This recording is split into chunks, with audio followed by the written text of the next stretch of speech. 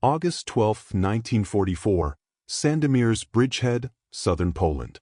Hans Bolter pressed his face against the rubber eyepiece of his Panther IS-2, scanning the tree line 200 meters ahead. The 29-year-old commander had survived 23 months on the Eastern Front, claimed 14 confirmed tank kills, and mastered every tactical principle in the Panther playbook. His crew had fought from Kursk to Kharkov, perfecting the art of long-range precision gunnery that made the Panther the most feared tank killer in the Wehrmacht's arsenal. Nothing in those 2 years of combat had prepared him for the intelligence briefing he'd received 3 hours earlier, reports of a new Soviet heavy tank, something larger and more powerful than the KV-85s they'd been destroying with methodical efficiency since January. The morning fog clung to the wooded ravines around the Vistula River bridgehead, limiting visibility to perhaps 300 meters. For the first time in his career, Bolter felt the unfamiliar weight of tactical disadvantage. His reputation had been built on the Panther's fundamental superiority, the ability to engage Soviet armor at ranges exceeding 1,000 meters, where the 75mm KWK-42L/70 gun could penetrate any Soviet tank while remaining invulnerable behind 80mm of sloped frontal armor. The mathematics of Eastern Front tank warfare had favored German crews since the Panther's debut at Kursk in July 1943. Against the standard T-34-85, Panther crews achieved kill ratios approaching 8-to-1 at optimal engagement distances. Bolter himself had destroyed a company of T-34s near Kirovograd in February 1944, picking them off at ranges where their 85mm guns couldn't even reach his position. The doctrine was simple and brutally effective: spot first, shoot first, maintain distance. But the terrain around Sandomierz had shattered that doctrine. The rolling hills, dense forests, and narrow ravines of southern Poland compressed engagement ranges into claustrophobic windows of 200 to 400 meters, distances where even inferior Soviet guns became lethal. The strategic situation demanded immediate action. Soviet forces under Marshal Ivan Konev's First Ukrainian Front had forced the Vistula River on August 2, establishing bridgeheads that threatened to collapse Germany's entire defensive line in southern Poland. Wehrmacht High Command had responded by dispatching elite armored formations, including elements of the 16th and 17th Panzer Divisions, to eliminate the bridgeheads before they could be reinforced and expanded. Bolter's company had received orders to advance through the village of Klimonto and secure the approaches to Baranov, where Soviet engineers were reportedly constructing heavy bridges capable of supporting their breakthrough formations. The mission seemed straightforward. German armor superiority would overwhelm whatever forces the Soviets had managed to ferry across the river. Then the intelligence reports had arrived. According to reconnaissance elements and Luftwaffe aerial observation, the Soviets had brought something unprecedented to the bridgehead. Observers described tanks substantially larger than the KV-85s, with massive turrets and gun barrels that appeared almost grotesquely oversized. Wehrmacht intelligence officers, analyzing photographs and survivor testimonies from earlier skirmishes near Lvov in late July, had identified the vehicle as the IS-2 ISF Stalin, a heavy breakthrough tank that had begun appearing in limited numbers across the front. The fragmentary reports painted a disturbing picture. One Panther crew from the 1st Panzer Division reported firing 3 rounds at an IS-2's frontal armor at 400 meters, watching all 3 shots ricochet harmlessly away before the Soviet tank withdrew. A Tiger Eye crew near Studzianki claimed that while their 88mm gun could penetrate the IS-2 frontally, the engagement required precise shot placement at ranges under 600 meters, distances that negated the Tiger's primary advantage. 4 Panther crews accustomed to dominating the battlefield, these reports introduced an unwelcome variable into combat equations that had seemed definitively solved. The IS-2's development represented a philosophical departure from previous Soviet tank design. Following the disappointing performance of the KV-85 heavy tank in 1943, Soviet leader Joseph Stalin had personally demanded a breakthrough weapon capable of smashing through German fortifications and destroying the heaviest Wehrmacht armor. Chief designer Kotin's team at the Chelyabinsk-Kirov plant had responded with an audacious solution, mounting the 122mm D-25T gun, derived from the 1819 Corps artillery piece, onto a modified KV-1S chassis. The design sacrificed rate of fire and mechanical simplicity for devastating penetrative power. The 122mm gun fired a 25-kilogram armor-piercing shell, nearly 4 times heavier than the Panther's 6.8-kilogram round, at velocities capable of defeating any armor in the German arsenal. Soviet military doctrine accepted the weapon's limitations, including a reload time of 20 to 30 seconds due to two-piece ammunition, in exchange for the ability to engage German heavy tanks with confidence rather than desperation. Production had begun in December 1943, with the first units reaching frontline formations in February 1944. By August, the 71st and 72nd Guards heavy tank regiments had been equipped with IS-2’s and attached to Konev's armies specifically for the Vistula crossing operations. Soviet commanders understood the weapon's optimal employment: close terrain where the IS-2's armor could withstand German fire while its massive gun obliterated targets at ranges where German optical superiority became irrelevant. The wooded ravines and villages around Sandomierz provided exactly such terrain. As Bolter's Panther Company advanced toward their objective, 15 IS-2's were already positioned in carefully selected defensive locations, their crews waiting with the patience of men who knew they had brought overwhelming firepower to a close-quarters fight. The morning fog would burn off within the hour, and the tactical revolution would begin. The IS-2's technical specifications translated into tactical advantages that fundamentally altered the armor combat equation on the Eastern Front. The 122mm D-25T gun could penetrate 205mm of armor plate at 500 meters, more than twice the thickness of the Panther's 80mm frontal glacis. Each 25-kilogram BR-471 armor-piercing shell carried kinetic energy sufficient to punch through the Panther's sloped frontal armor at any combat range the crews might encounter. Soviet ballistics tests conducted at the Kubinka Proving Grounds in May 1944 had demonstrated that IS-2 crews could engage Panthers frontally with absolute confidence, while the Panther's 75mm KWK-42L/70 gun required precise side or rear shots to defeat the IS-2's 120mm glacis plate, sloped at 60 degrees. The IS-2's weight of 46 tons and 600 horsepower V2, IS diesel engine limited top speed to 23 miles per hour, but in the close terrain around Sandomierz, mobility mattered less than armor protection and firepower. The critical disadvantage, reload time of 20 to 30 seconds due to two-piece ammunition requiring separate loading of projectile and charge, became manageable when crews understood they needed only one shot to destroy any German tank they faced. German crews discovered their Panther IS-2's advantages had been negated by terrain and enemy innovation. The 75mm gun's legendary accuracy at extended ranges became irrelevant when engagement distances rarely exceeded 300 meters. The sophisticated Termzielfernrohr 12A optics, superior to anything the Soviets fielded, couldn't acquire targets through dense forest canopy and morning fog. Wehrmacht tactical doctrine emphasized fighting at 800 to 1,200 meters, achieving flank shots through maneuver, and maintaining standoff distances where German gunnery precision dominated. The wooded ravines and narrow village streets around the bridgehead compressed combat into brutal close-quarters exchanges where the side with heavier armor and larger caliber guns held every advantage. Panther commanders found themselves forced into frontal engagements they had been trained to avoid, facing an opponent their primary weapon couldn't reliably defeat. August 12, 1944, 0915 hours, the village of Clemenceau provided the battlefield for first contact.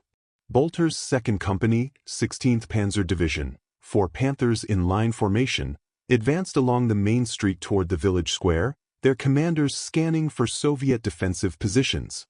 The lead Panther, commanded by Lieutenant Franz Keller, rounded the corner past a destroyed Orthodox church, and halted abruptly. Emerging from a concealed position behind a stone wall at 250 meters stood a tank unlike anything in the German recognition manuals. The massive turret, crowned with a gun barrel that appeared impossibly large, traversed slowly toward Keller's Panther. His gunner, Unteroffizier Paul Schmidt, identified the target through his optics and experienced a moment of cognitive dissonance. Soviet tanks weren't supposed to look this intimidating. Schmidt fired immediately, the 75mm gun's sharp crack echoing through the narrow street. The armor-piercing round struck the IS-2's glassy plate and ricocheted skyward, leaving a bright scar on the Soviet tank's frontal armor but achieving no penetration. The IS-2's commander, Guards Lieutenant Alexander Kolobanov of the 71st Guards Heavy Tank Regiment, had been waiting for precisely this moment. Kolobanov was a veteran of the T-34 campaigns at Kursk and Korsun, retrained on the IS-2 at the Chelyabinsk Tank School in March 1944. He understood his weapon's capabilities and its limitations. The massive 122mm gun required careful aim. Ammunition stowage of only 28 rounds meant every shot counted, but when properly employed, the weapon possessed devastating finality. 18 seconds elapsed while the IS-2's loader, struggling with the two-piece ammunition, loaded the 25-kilogram projectile and then the separate powder charge. Kolobanov felt the familiar massive recoil as the D-25T fired, the entire 46-ton tank rocking backward despite its weight. The BR-471 shell crossed the 250-meter distance in less than a second and struck Keller's Panther directly on the frontal glacis. The kinetic energy, equivalent to a direct hit from a 122mm artillery piece, punched through the 80mm armor plate as though it were sheet metal. The penetration created a pressure wave inside the crew compartment that killed the gunner and loader instantly. Secondary explosions from stored ammunition followed 3 seconds later, the turret separating from the hull and landing 10 meters away in a shower of debris. The remaining 3 Panthers in Bolter's platoon attempted immediate withdrawal, reversing down the narrow street while trying to acquire the IS-2 in their sights. A second IS-2, positioned in a hull-down defensive position behind a railroad embankment, engaged Panther No. 3 at 180 meters. The result was identical: frontal penetration, catastrophic ammunition fire, total loss. 4 minutes after first contact, 3 Panthers had been destroyed and 1 damaged, with 0 IS-2 losses. The after-action report filed by 2nd Company that evening recorded the stark reality: frontal engagement with Joseph Stalin tanks tactically impossible. All attacks halted pending new orders. Major Heinz Guderian, a distant relative of the famous general, serving as intelligence officer for the 16th Panzer Division, recognized immediately that the tactical situation had fundamentally changed. His analysis of the Clemenceau engagement, distributed to all Panther companies that evening, acknowledged what German crews had never before confronted on the Eastern Front: a Soviet tank immune to frontal attack.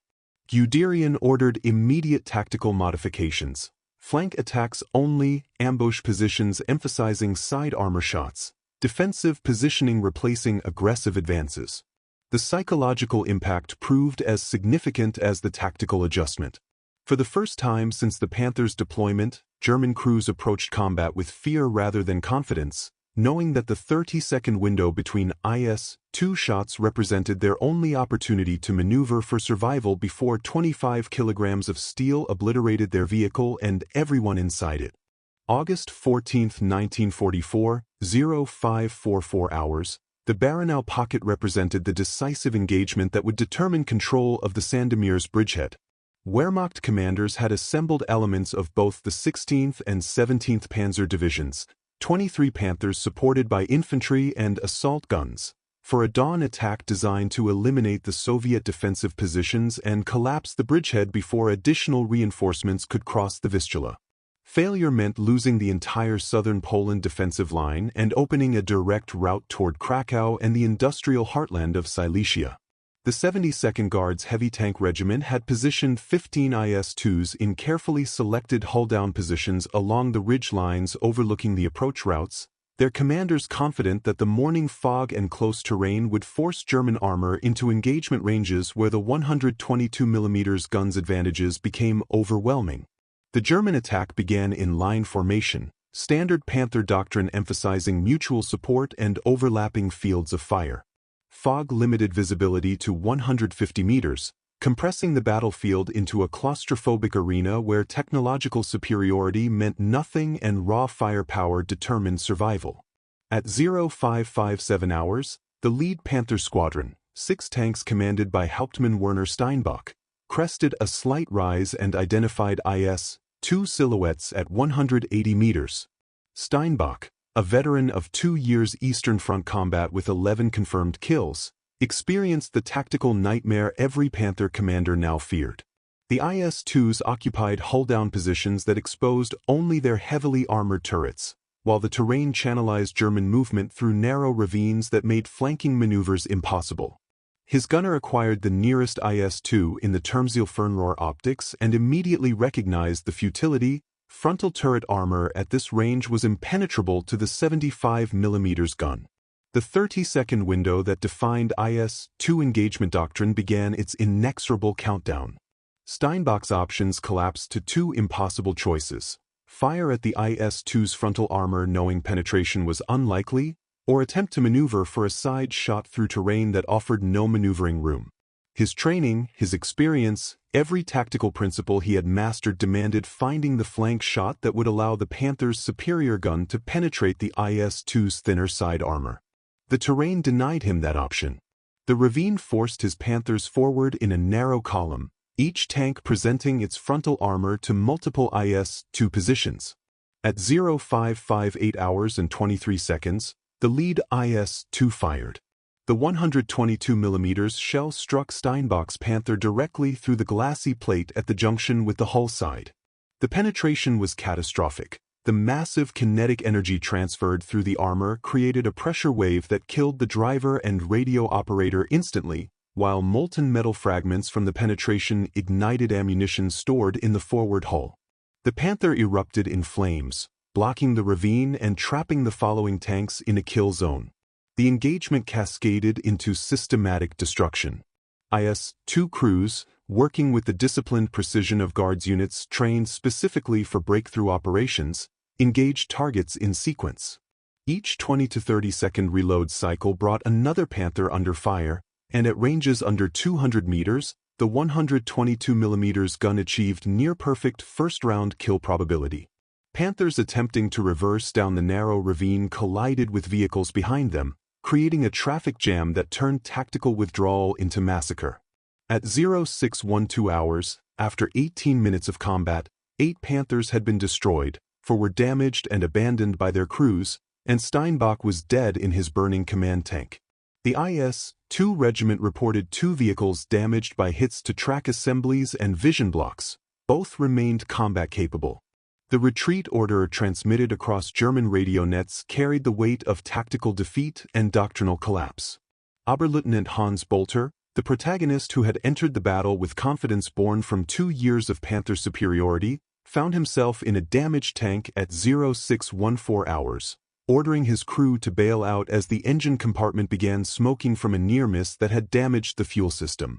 As he dropped through the hull hatch and ran for the tree line, he turned back to see 3 IS-2s advancing through the morning fog, their massive silhouettes representing a new reality he had refused to accept until this moment.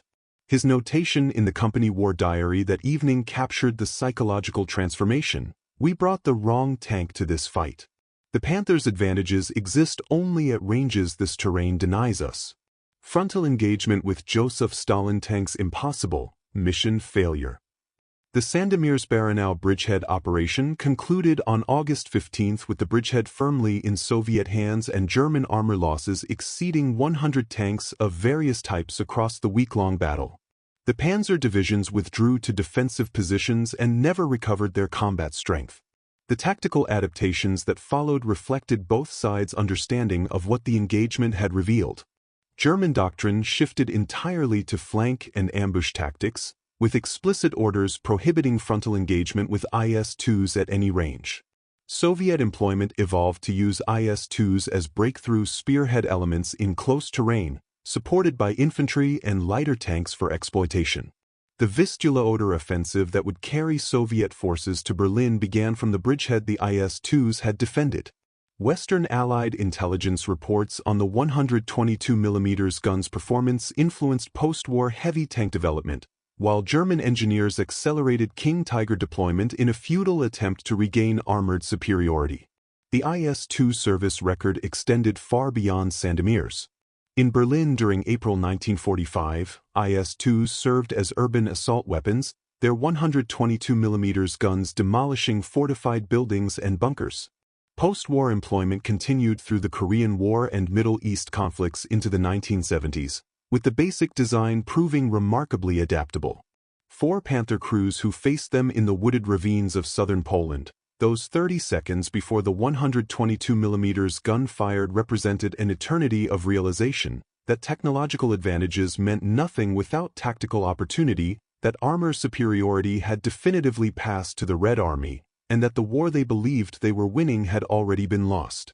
In the end, those 30 seconds were measured not in time but in the distance between confidence and annihilation, and for many German tankers at Sandomierz, that eternity ended with 25 kilograms of steel traveling at 800 meters per second through armor plate that was never designed to stop it.